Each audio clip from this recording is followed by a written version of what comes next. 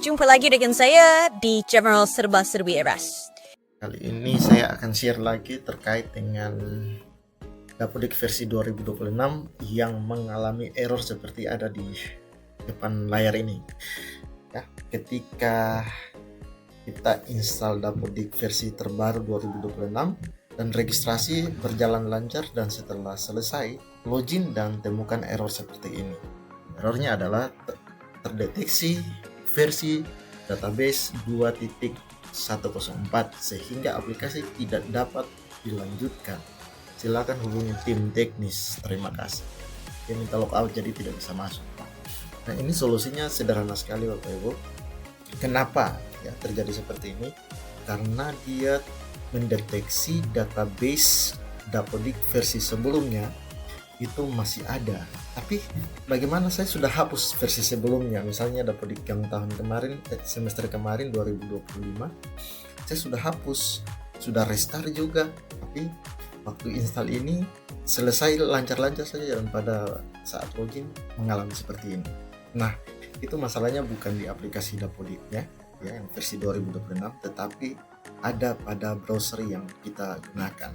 Yang pasti browser yang kita gunakan biasa muncul error begini karena browser yang sama yang kita gunakan untuk buka Dapodik versi lama, sehingga masih tersimpan di, kalau kita bilang di history, di tempat sampahnya di browser. Nah, untuk penyelesaian seperti ini tidak perlu kita hapus Dapodiknya, kita tinggal clear cache-nya atau dia punya sampah pada browser. Caranya bagaimana? Mari kita ikuti membersihkan. Sederhana sekali. Saya sudah buka browsernya, ini browser Chrome, Google Chrome yang saya pakai ya untuk buka Dapodik. Kita akan buka historinya untuk kita hapus.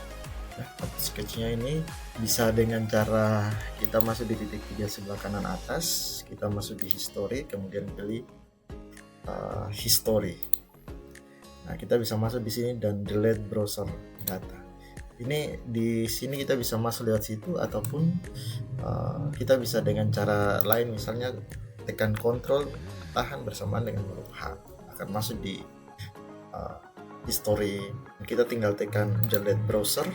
Nah, di sini ini kalau belum dicentang, 3 ini centang semua. Ini di bagian basic. Perhatikan ini, karena kalau kita clear tapi kalau tidak semua juga masih tetap biasanya errornya ada. Nah, jadi yang kita pilih di bagian basic dulu, kita centang 3 bagian ini kita centang semua, dan jangan lupa di time range ini kita ganti menjadi all time. Di last hour ini ganti dengan all time. Begitu juga advance ini juga kita centang semua yang password supaya kita login bisa otomatis. Kalau ada simpan passwordnya ya kita tinggal pilih lagi all time.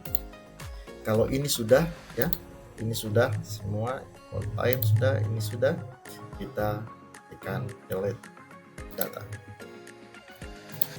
Oke, dan ini kita exit dulu, kita exit dari browser ini, refresh dulu, kemudian langsung kita restart laptop.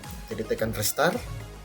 Setelah selesai kita masuk lagi, kemudian kita buka browsernya.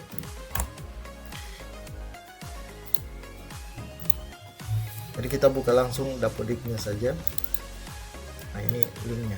Saya ganti ini dulu ke sini, Google Chrome yang tadi saya pakai. Saya gunakan. Biasanya kalau kita login sudah tidak error lagi. Di saya tidak error. Ya, karena saya sudah melakukan itu sejak awal sehingga tidak muncul itu. Kalau teman-teman muncul seperti itu, silakan dibersihkan dulu.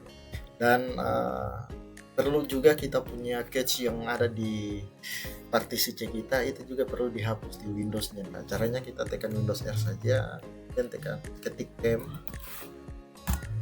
Ya, ini untuk meringankan saja prosesnya, kita Ctrl A dan kita delete semua. Kalau seperti ini kita exit saja. Ini yang tidak bisa dihapus karena sementara running. Kemudian kita tekan Windows R dan kita ketik lagi %.